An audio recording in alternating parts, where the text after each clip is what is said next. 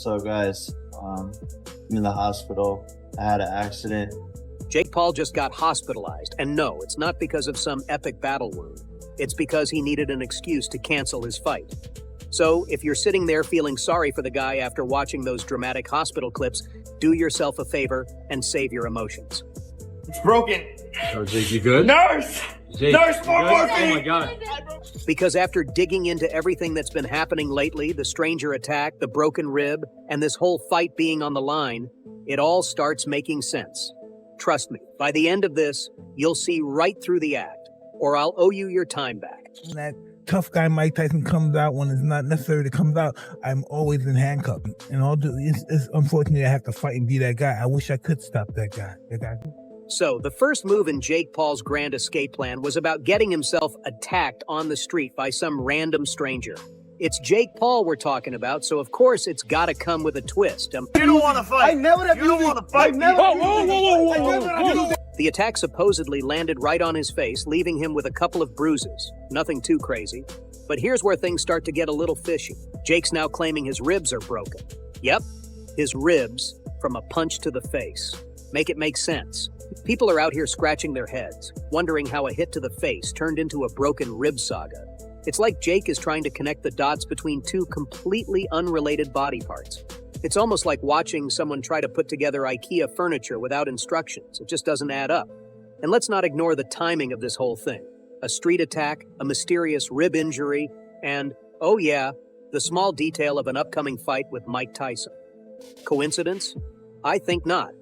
Naturally, folks are raising their eyebrows higher than Jake's career trajectory, questioning whether this rib story is just a little too convenient.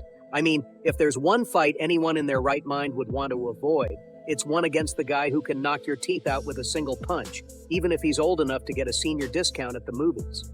So, is Jake Paul really injured, or is this just his way of sliding out of what would probably be the most terrifying fight of his life? Day 2, we're getting ready for you.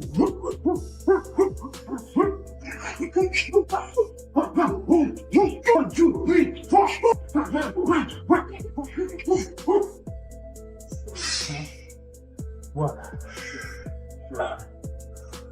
But here's where the story gets even juicier. Mike Tyson isn't buying a word of it. Nope. The man who's been through more real battles than most of us can even dream of isn't falling for Jake's sob story. Tyson's seen it all. He's fought with injuries, mental struggles, and life-threatening health issues. If anyone knows the difference between a real injury and a desperate excuse, it's Iron Mike. So when Jake rolls in with his conveniently timed vague rib injury claim, Tyson's reaction is basically, nice try, kid. Tough guy Mike Tyson comes out when it's not necessary to come out, I'm always in handcuffs. So I'm very careful when that guy comes out. You break out in handcuffs. Yeah. Let's not forget, Tyson's whole career is built on resilience and toughness. He fought through worse than a little street fight and never used it as an excuse. So when Jake tries to pull this fast one, Tyson's having none of it. He's been around the block too many times to let some half-baked story slide. His response? Skepticism. 100% pure, unfiltered skepticism. Tyson's calling him out, essentially saying, prove it or shut up. So let's take a little trip back to 1990. Mike Tyson, in his absolute prime, was all set to fight Alex Stewart. It was supposed to be another legendary Tyson showdown, but life had other plans. Out of nowhere, Tyson gets hit with a nasty ulcer flare-up. Now, this wasn't some minor inconvenience.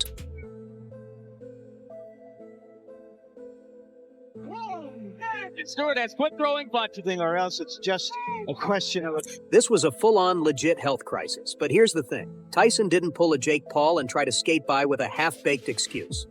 Nope, Tyson did what any real pro does. He provided rock-solid medical proof, hospital records, the whole 9 yards to show the world that he wasn't dodging a fight. He was genuinely unfit to get in the ring. No games, no drama, just facts.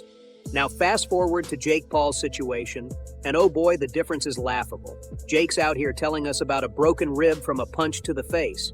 Yeah, you read that right. He's trying to spin this wild story to avoid fighting Mike Tyson, and honestly, it's about as believable as a unicorn sighting. Unlike Tyson's ulcer situation, where every medical document was laid out on the table, Jake is giving us, well, nothing. Oh, Jake, you good? Nurse! Jake, Nurse, more you good? morphine! Oh my God. No medical records, no hospital stay proof, just a sketchy injury story that doesn't even make sense. Jake must think he can just throw out a flimsy excuse and everyone will be like, oh, poor guy. Sorry, Jake, but you're not getting the Tyson treatment. Back in Tyson's ulcer days, it wasn't just an excuse to dodge a punch or two. This was a genuine emergency. Tyson didn't just drop a line and disappear. No, his team went all in with medical reports, doctor's notes, and every possible detail about his recovery. It was so transparent that nobody even questioned his toughness or his commitment to the sport. When the fight was postponed, the world knew it was for a real reason.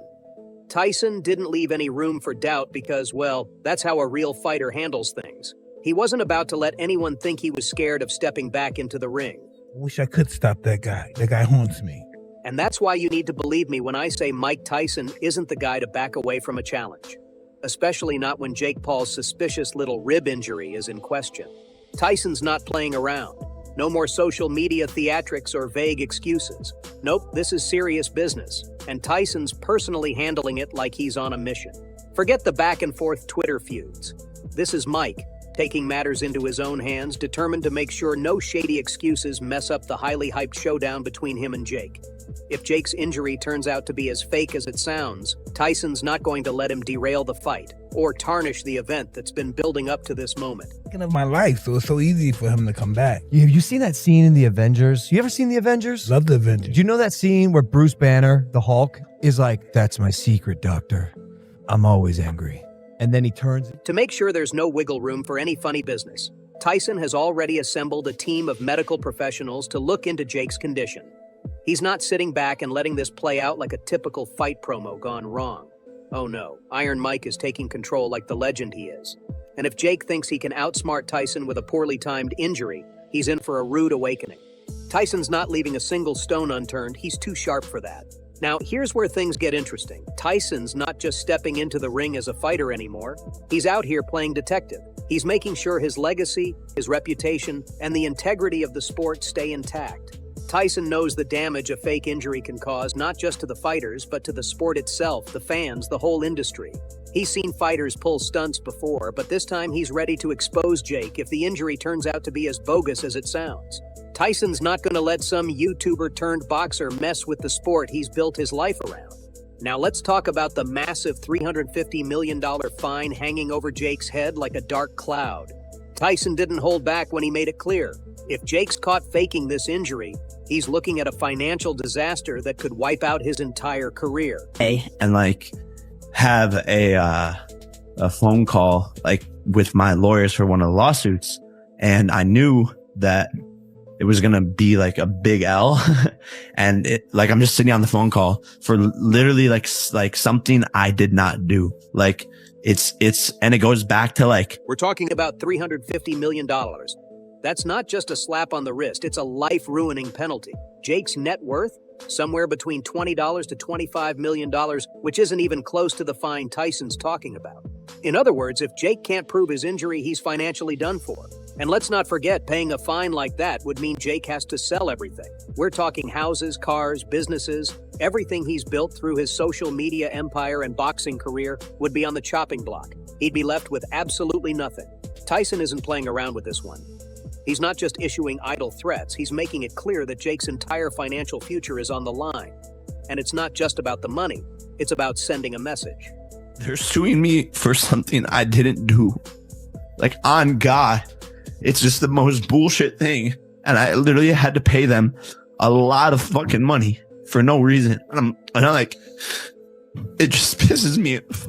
What makes this even worse for Jake is that Tyson has the power to make this fine stick. This isn't just some Instagram spat that blows over in a few days. Tyson's got enough influence in the world of boxing and beyond to enforce this fine. Jake might be used to playing games and stirring up drama online, but this is a whole different league. Tyson's talking about legal consequences, and Jake's finally realizing that he's way out of his depth. For Jake, there's no easy way out of this situation. He's trapped in his own web of half-truths and questionable injury claims. If he's faking, that $350 million fine will obliterate everything he's worked for. If the injury is real, he still has to prove it, something that's been suspiciously missing so far. No matter how you slice it, Jake's stuck, and the walls are closing in fast. Tyson's already made it crystal clear. If Jake can't whip out real hard evidence, think hospital records, x-rays, and doctor's notes, the fight is still happening. No games, no delays. Tyson's not here for excuses, especially from someone who's built a career on social media stunts. This isn't Instagram beef. This is the world of boxing, and Tyson's calling the shots. He's a shit talker, you know, and he'll get under your skin. Listen, this is what I found out from how old am I now? What, 58? You know what I found out? The shit talkers get all the money. The shit talkers get all the attention. Yeah. The shit talkers get everything. We get a bad rap, but we get everything else. Tyson's not just rolling his eyes at this situation.